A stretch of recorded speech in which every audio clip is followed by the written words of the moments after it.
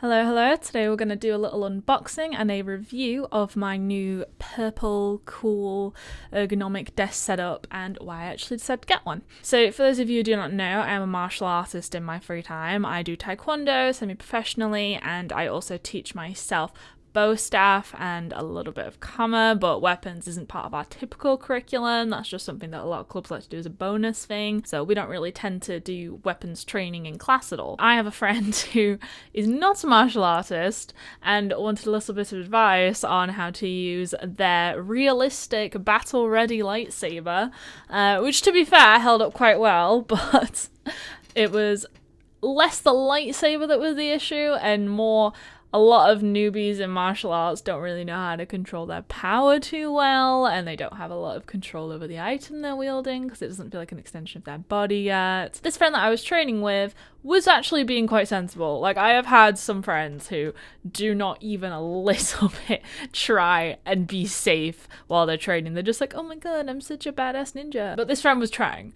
So we got into a bit of a rally. This was towards the end of like an hour of practicing and me giving them drills to do. And I was like, this is a no face sparring, touch sparring, just try and tap each other. I had a bow staff and they had their lightsaber. And this friend did a very, very enthusiastic swing, which ended up recoiling kind of downwards towards my face. So I did a very sincere block, which ended up with both the lightsaber and the bow staff slamming right between my thumb and like a little bit of my finger, but my thumb mainly. And it got very swollen very fast. And I decided, okay, training's done for today. Let's go down to the flat, because we were training on my roof. Let's go down to the flat, have a brew, and I'm just gonna ice my hand real quick. So I did that for a while. After a few months, I realized my hand still really hurts. The swelling went down after like a day, but my hand still really hurts. At first I was worried about the thumb because that was the most swollen one, but now it's more the finger. So I went to the doctors, and after a lot of poking around testing, like they do nerve tests because I was getting a lot of pins and needles and like feeling pulsating in the hand, and like only twice did it kind of shoot up towards my elbow. They determined after that and some physio that I had a median nerve injury, which is healable, but muscles heal quite fast. Bones might heal funny, but they tend to heal pretty consistently in like 6 weeks from what I can tell, because I've broken a few bones in my time as well. But nerves and ligaments, they like to take forever, and I have a job that involves a lot of typing and a lot of sitting at a desk, and pretty much whenever I would do the downward, tappy movement of typing, it would aggravate the nerve because I'm sort of slamming it down repetitively onto a desk. So my physio gave me some exercises I can work on, like imagine this is the table, but like you're going like that, or you're sort of scrunching together. Did I just do a thumbs up? I have no idea what I just did. I don't know if that's on the recording. Okay. Or if you hold it down on the table, then you do like a da da, and you sort of push it back the forearm gently. Like you're not supposed to force it. You're supposed to ease it and stretch it. And then there's one where it's like you're holding a tray and you have to go like that. But I got given those exercises, but I was also strongly recommended to get some ergonomic desk setup stuff, which I had already been thinking about because my desk is like down, like sort of below my waist, or like at my waist level, and my laptop is obviously at waist level, so then I'm scrunching, and I've got a tendency to really hunch and like go kind of sideways for some reason. Like I get really contorted when I'm at my desk, and I can't tell you why, because it's uncomfortable. So I thought, I'm going to do this properly. I'm just going to do full desk transformation, and nothing comes in my house if it doesn't match the aesthetic, which I seriously care about. I'm one of those. So I decided to get a bunch of stuff, and I'm going to talk about it with you now. Now, there are a lot of things that I had my eye on before I'd even made the decision to get the desk set up, so I wasn't going to compromise on what I wanted. So it took me like not even that long to decide what I was getting and then buy it, but the delivery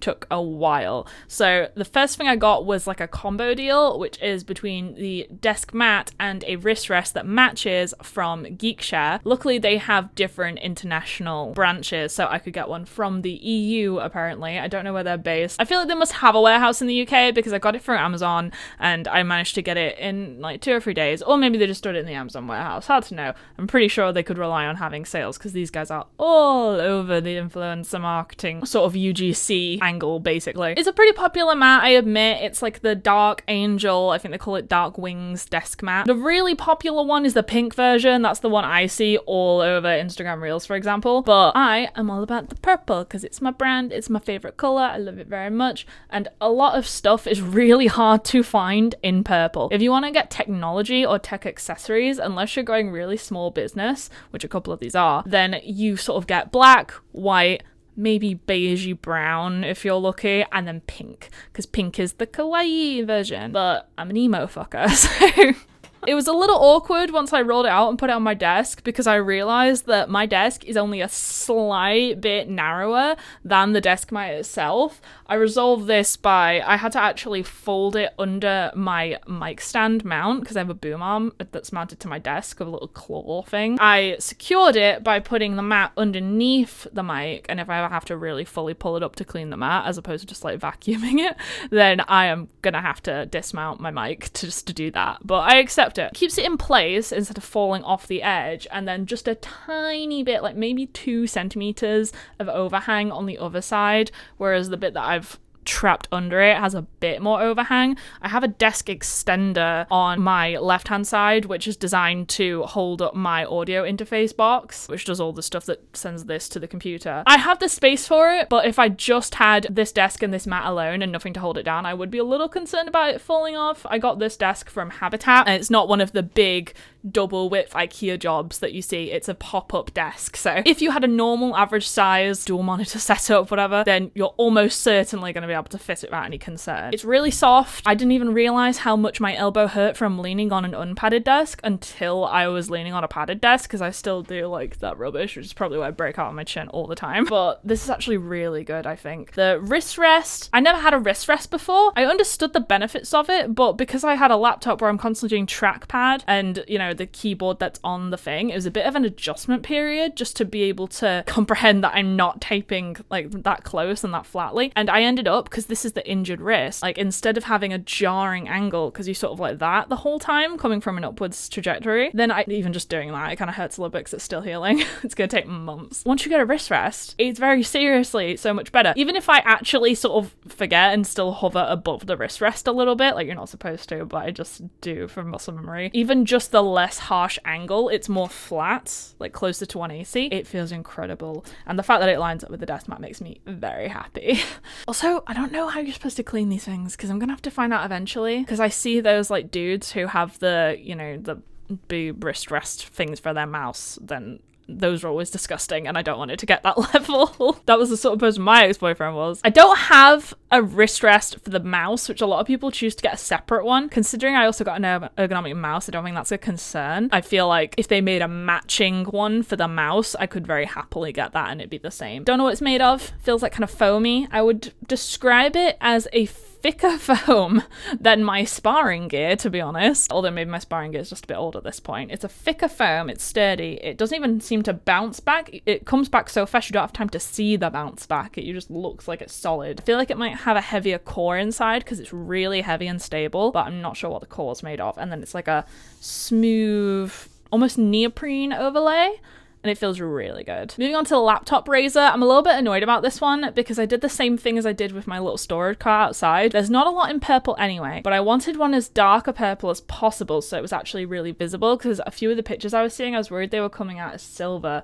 from the customer reviews as opposed to actually purple. So I ended up going with a small business one called Nuluxy, which was also on Amazon. Some of this I was just untrustworthy because of, like, you don't know the return policy for some of these independent places, which as a small business owner, I try and be very accommodating and I do order a lot of things from small businesses, but considering I was possibly getting this expense to my job at the time, which I ended up not doing because I quit that job, I wanted to just make sure I had an easy receipt with an easy return policy if it went wrong. So I went with one from Nuluxy, which cost a little bit more than all the other options I saw, purely because all the pictures implied it was a darker purple and truer purple, and then it got delivered and it was basically the same as all the other ones I saw in the picture, which is still good. With my eyes, I can see it kind of matches the paler shades of my desk mat and wrist rest, so it works well in the setup, but I could have totally got a cheaper one for about half the price and it would have been exactly the same with a different logo on it. My laptop case, I didn't specifically buy for this setup, it just happens to already match, so I thought I would sort of mention it. I originally got one from an Etsy seller, and I'm glad that I got the design I did in the end, because the design I originally ordered I'm actually selling on my Vinted because I got the wrong mat and I didn't know what size to get and it wasn't compatible, so it doesn't even fit on my laptop. So go on my Vinted to get a literally completely brand new Mac case and make sure you check the ID number. It fits the magical girl vibe, it's really cool. I also got this one off Etsy. It's very pretty and I just think it blends in really well. It's nice that I have like the vibe is angel wings, little sparkles, so I call it my magical girl setup because I'm obsessed with magical girl anime as well. It's only slipped off once, it's not chipped, it's protected my laptop, all good to go. Now the headphone stand is a special one and it's from a brand called Hello Oregano, which is such a memey name and I love it, and you can just tell it was a small business owner. I feel like they're in Canada because for some reason a lot of stuff in my life is going on in Canada right now. Not that I'm going to Canada or I've ever been, but just I'm all aware of a lot of Canadian brands right now, and I think it's because we know that they're at peak capitalism and no one can afford anything, so it's really fueled innovation over there. So the ones that are succeeding, Canada is standing out. The ones that aren't, I'm sorry for you guys, like hopefully you can afford to eat,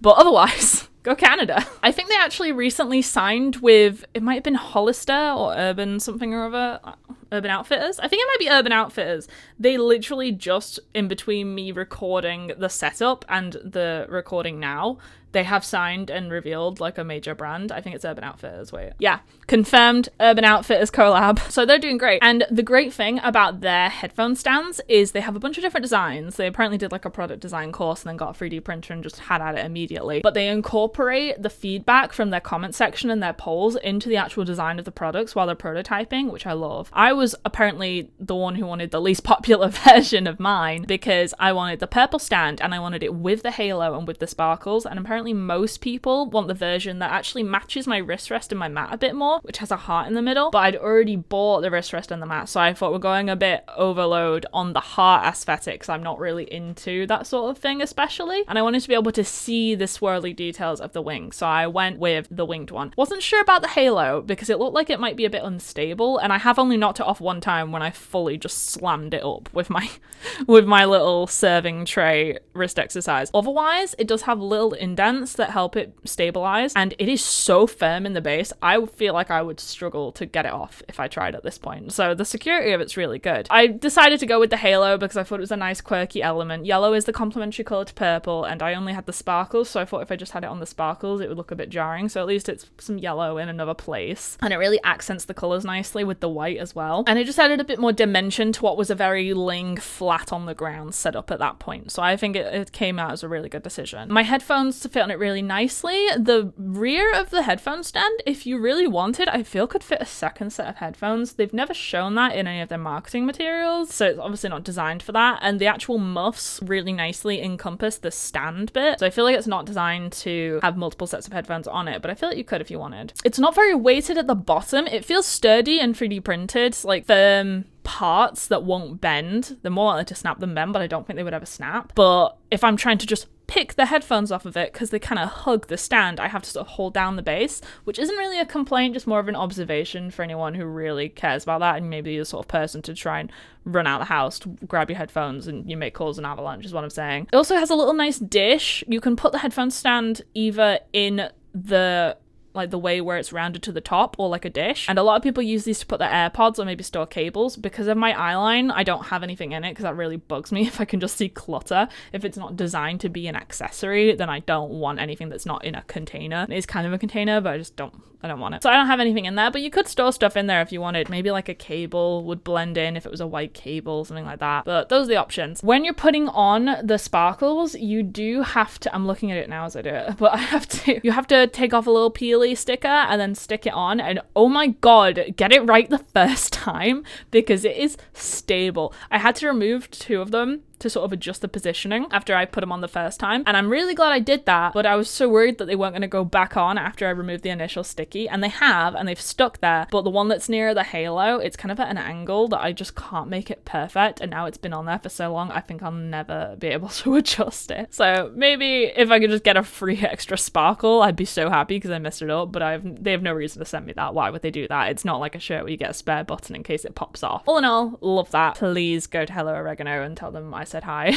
I was really proud because I asked them, like, if it's not too late, could you send me a video of it getting made? Because I sort of wanted to post it and do like a collab video if they were cool with that. And when I messaged them about it, they said that it was a bit too late. They outsourced some of their production, so that one wasn't going to be made there. But then a little bit afterwards, they did start posting videos of their 3D printer with the prototype. So I thought, did I inspire that? Maybe it's just me imagining it and fulfilling my own ego, but let's hope. Now, the mouse is quite uninspiring to look at by comparison. Again, like I said, Logitech, they do white, black, and pink, and they don't have a purple option. It's like how they have their pop-up Casa travel desk as well. They have a green, a pink, and it's supposedly the purple option, but it's white. And then every bit that person while using it sees is white. They have like a strip of purple and a dot of purple on bits that the user can't even see while they're using it. So it's white. But it's probably the most important bit of my ergonomic desk setup for the actual purpose of injury rehabilitation. It's a nice, comfy, I think it's called a vertical mouse technically. I first discovered this by my college tutor, Rachel, because she had one too. She's quite a big advocate for disability stuff in Manchester, and her husband also run Grimfest, which is a really popular horror film festival around here. So check it out, it's really cool. They keep asking me to help out, and every time I've said no, and I feel so bad because there's always something that's happening that's like uniquely that week, and I can never help out, but I wanted to shout them out because I feel like it's quite good and you should go. I think I have a few friends who've helped out as well, but she taught me about these. It's got the normal right click, left click scroller wheel, and there's a button here that you can allocate to a function as well. Now that I'm looking at it, maybe this is like a good quick switch for the free devices, because Logitech are great at multi-device compatibility, and I've synced it with my laptop, my tablet, and my phone. So using a mouse on your phone is something that I have never really thought about, but I love it. And I don't even really use it that much. I mainly use it for typing on my phone if I'm like in the position that I need to do that, because I only like having WhatsApp on my phone as opposed to my other devices. It's so good.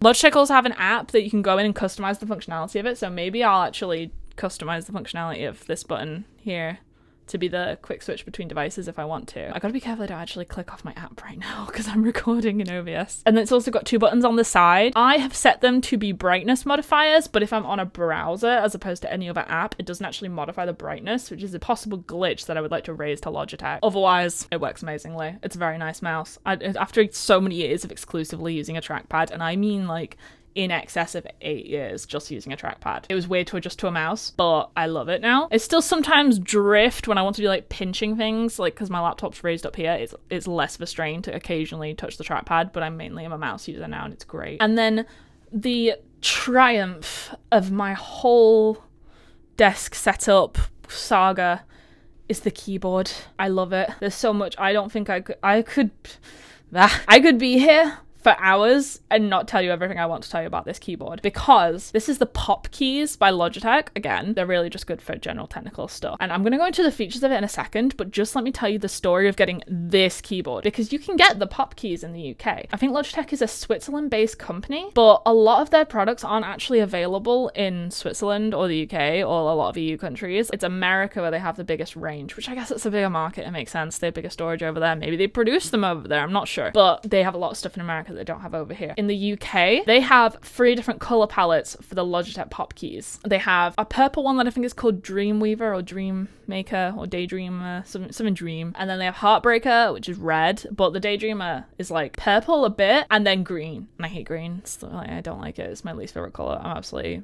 detest green. It's my boyfriend's favorite color though, so we have to have some green around occasionally, but not on my desk. Then they have a sort of industrial looking yellow and black one, which is a gold escape key, which is kind of cool. Apparently that's the one that they send out for free for a lot of people who do promo videos for them, because I'm not sponsored at all for this. I might put a couple affiliate links in the description if you want to help support me and show them that you came from me if you want them, and that will help me support the channel and my business a bit more. But you know, I'm not sponsored, but that's the version they send out to people who do get sponsored. So I think that's the version they don't sell as much for some reason, and I just think it's because it's such a bold, aggressive color palette to have on your desk staring at you all day. maybe. Then they also have 2 color palettes that they only sell in America from what I can see, which is a very beigey one, which is like if you had a boring corporate office and the boomer is trying to reinforce stereotypes of this is all grey and bland, therefore we blend in and we are one sort of vibe. That's probably the one you would get. And then my one, the true purple one, is called Cosmos. And in my research and double check that, it seems they also sell it in Australia, but that's the exact opposite of the planet for me, so America is the better choice. But basically, my quest to get this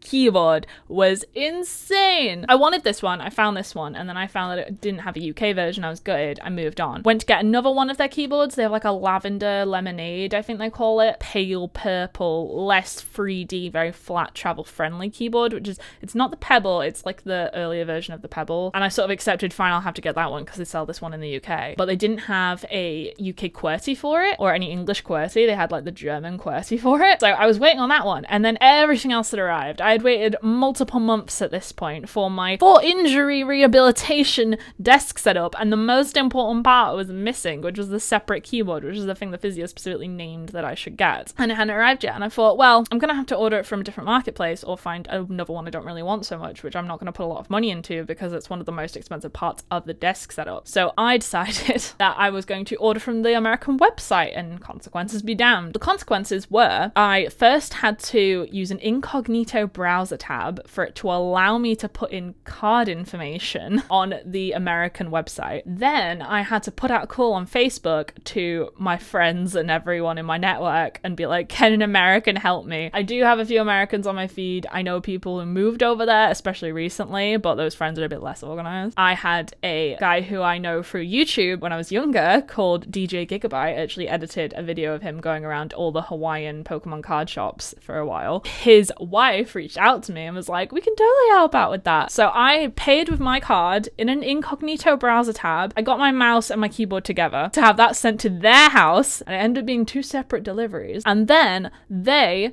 took their package that was delivered to their house, and officially it was delivered, so if it was the wrong stuff they would have to return it for me. It wasn't, thank God. They could have just chose to keep it and I would have no recourse, but luckily they were true to their word and very lovely people in my experience, and decided to go check all the different postal services to find the cheapest one. We had ballparked this with the estimators online before we agreed to even purchase the stuff. It didn't show up to what the estimator said online. In the end, we did the US Postal Service and had that sent over, and then Royal Mail took over because, you know, government stuff. All that endeavor, it took weeks and weeks and weeks for it to be delivered, and I was stressing out, but luckily there was no non-tracked option from the US because online it said it was cheaper to get non-tracked, but I guess when you go international you have to track it. Finally arrived. It was amazing. It was perfect. All that faff was still cheaper than if I had just ordered a different version of the pop keys, like in a different color palette, and the same mouse, the exact same mouse. It was still cheaper than if I bought it from the UK website. So that's a hack that you probably don't want you to know about, and I imagine there's some sort of tax implications and there are reasons for it. But overall, I feel like I got the best outcome possible just by being very patient and knowing someone in America. Maybe you could pay someone in America, but at that point maybe you're not making up the difference. We maybe got lucky with our addresses, but you know, that was a lot. So I have this keyboard now,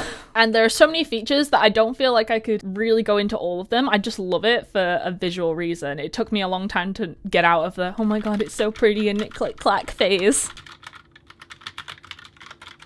But in addition to the amazing click-clack sound, which would not have come from the other laptop from the other keyboard I was considering, because they talk about the silent typing, which I hate the notion of. When I was in college and everything, I would actually get told to stop being so aggressive with my typing, because making other people feel insignificant. So in addition to the pretty click-clacks, it has the free device functionality, as my mouse does, so they're both synced up to the same number. So what you have to do is you have to hold down the key when you're setting it up, by the way. Just when you're using it, you can just tap it and then give it a second and then it's done. Like not even a second, but like maybe a fraction of a second. But when you're setting it up, you have to hold down the key and then the app will pop up, and then it will give you a code on the app, which I think is called Logi Options Plus. It gives you a code, and it doesn't tell you this anywhere in the instructions. I only found out from another video tutorial, so I'm telling you now. What it wants you to do is it wants you to type in the code using the keyboard, and then it will pair with the device. And I had to do that 3 times because I had 3 separate devices. Be aware of that if you're connecting through Bluetooth functionality. They do also have the little dongle option, which is stored in the back of the keyboard if you want to just plug it into your USB. But not only does my Mac not have a normal USB port, I just feel like if you're doing that, then I don't know if it works in tandem with the Bluetooth functionality, and you may just be able to connect to the one device. Maybe it gives you an option to connect to 4 devices secretly if you hook up the Bluetooth and then you have also the dongle as well. Like if you randomly want to take over someone's computer, maybe. I just do the Bluetooth one. I think it's easier. Unless you're literally in Fort Knox where no signal can work, then that's what I would suggest. I was worried because I was ordering it from America. Was the QWERTY not going to line up? Like on the actual keyboard itself, you know, when you hold shift and you get a different thing above the number. So how it goes from 1 to 4 for me is exclamation mark at $$ But then on my actual MacBook Pro, the built-in keyboard on my laptop, it goes exclamation mark at £.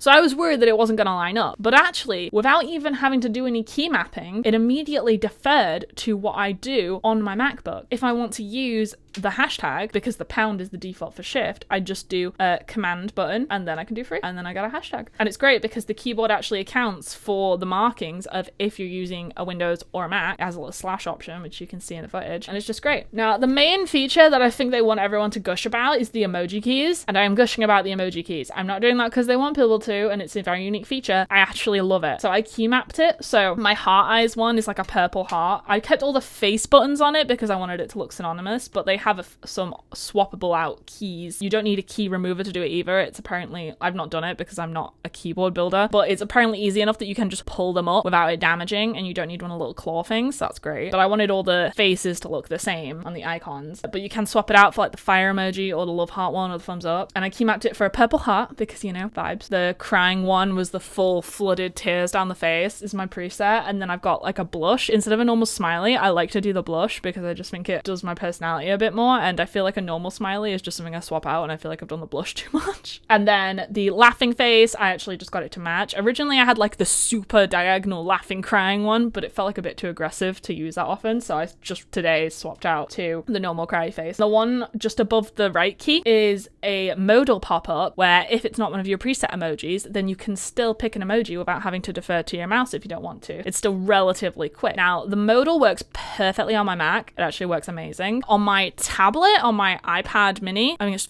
Gen 5. On my iPad, the modal does pop up, but you can't really click between it for some reason. It doesn't like you scrolling on the modal, so I tend to just stick to the quick preset buttons for on my tablet. On my phone, the modal doesn't work at all, which is quite devastating because my phone is probably the one where I use emojis most frequently. But I also have a really old phone. Like, I just got an update. I tried to update Pokemon Go and my phone doesn't acknowledge Pokemon Go anymore because it's too old. I kept telling myself I wasn't going to get another shit phone, but I might have to because it's dying and I don't have enough money for the phone I want right now, which is the Galaxy Flip 5. Maybe when the 6 comes out I'll be able to afford it, but until then, no phone emojis for me, or I have to actually use my fingers, God forbid. Although I guess I could use the mouse. Sometimes it just feels quicker to tap the screen, but you know, could use the mouse. And then also some things I want to talk about the keyboard. It has functions like you can click for dictation. I didn't really use dictation very often, but when I suddenly had a button for dictation instead of going, "Hi Siri," or whatever, because I don't like those smart functions, then it actually felt like dictation became more of a realistic option for me. Also, it has the pause, play, fast forward, slow options, and all the volume controls, and also a screenshot, which is better than my default screenshot, because if you click this screenshot on my laptop, it just does a pure screenshot. If you click the screenshot on my keyboard, then it gives you an option to drag the area you want to screenshot, so it saves me having to go in and crop it later, so that's great. I still sometimes forget to use that, but it is an option. I feel like I've gone on really a lot too long now, so I'm going to try and wrap this up, but also it's a very heavy keyboard. It's never moved accidentally. It just feels worth the money. It's weighty. It's got a natural tilt on it. Some people like having the legs so they can choose if it's flat or tilted. I enjoy the natural tilt because that's just the way my hand sort of goes, and it's easier on the wrist rest, that the bottom of the wrist rest lines up with the bottom of the keyboard, and then it's slightly tilted so I can see a bit more and I don't actually snag one by accident on the way out. And I feel like that is the end of my review. So again, check out links in the description. If they're affiliate links, they'll help me out. If they're Amazon links, they're almost certainly affiliate links. I don't know if I can get an Etsy affiliate link right now. I feel like you have to be approved for that. That would help support the channel. And if not, then a free way to support the channel is to subscribe and keep an eye out for more stuff like this in the future, as well as all digital marketing expertise and knowledge. Or if you want to check out my store, you can go to dibdabdigital.com/shop, which is a bit of a tongue twister for me today for some reason, and keep an eye out for any live streams in the future. Thank you.